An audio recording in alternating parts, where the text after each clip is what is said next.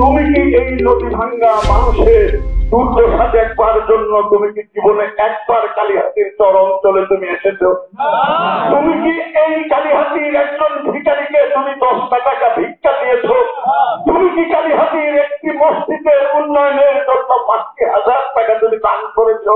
একজন মানুষ যখন রাজনীতি করে, একজন মানুষ যখন সমাজকর্ম করে, তার মধ্যে যখন আকাঙ্ক্ষা জন্ম নেয় আমি জনপ্রতিনিধি হব, সেই মানুষকে কিন্তু প্রস্তুতি গ্রহণ করে।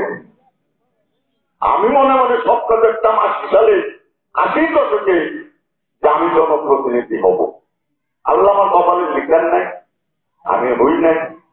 কিন্তু সেটি হবার জন্য আপনাদের মতো সাধারণ একজন কৃষকের সন্তান আমি এই কালীহাতির স্তর আফজালপুর থেকে মরিচা পর্যন্ত কালীহাতির এমন কোন স্কুল নেই, খুব কম মসজিদ আছে যেখানে আমি যাইনি, খুব কম মন্দির রয়েছে যেখানে আমি যাইনি, খুব কম শিক্ষা প্রতিষ্ঠান রয়েছে যেখানে আমি যাইনি, এবং আমার সামর্থ্য অনুযায়ী আমার যা আছে তাই নিয়ে মানুষের পাশে থাকবার চেষ্টা করেছি। অনেকেই করেছেন, লতিফাও করেছেন, আমি মজারুল ইসলাম তালুকদার সাহেবও করেছেন, সোহেল আলী সাহেবও করেছেন, আনোয়ার মোল্লা সাহেবও করেছেন। সবার মধ্যেই জনসভার একটি আকাঙ্ক্ষা রয়েছে। তিনি প্রার্থী বলে ওনার একটাই করেছেন, উনি কে? উনি আজাদ সিদ্দিকী। উনি মাননীয় সংসদ সদস্য আব্দুল লতিফ সিদ্দিকী, বঙ্গবীর কাদের সিদ্দিকীর ভাই। উনি আনোয়ার মোল্লাও দাবি করে আমি আপনাদের সন্তান, উনিও দাবি। বাবা তুমি কেমনে করে সন্তান হইলা? তুমি কি এই নদী ভাঙ্গা মানুষের দুর্দশা দেখবার জন্য তুমি কি জীবনে একবার কালীহাতির চর অঞ্চলে তুমি এসেছো?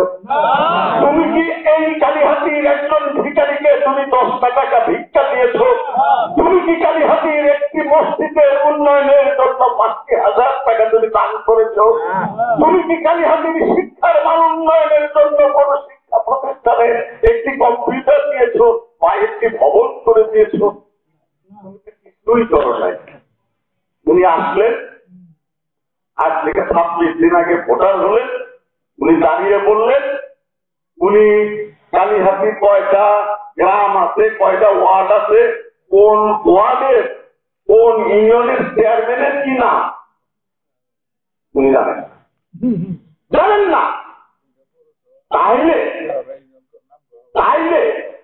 যে মানুষটি আপনাকে চেনে না, যে মানুষটাকে আপনি চেনেন না, চলনে বলনে বসনে বচনে আসনে একটা অস্বাভাবিক মানুষ।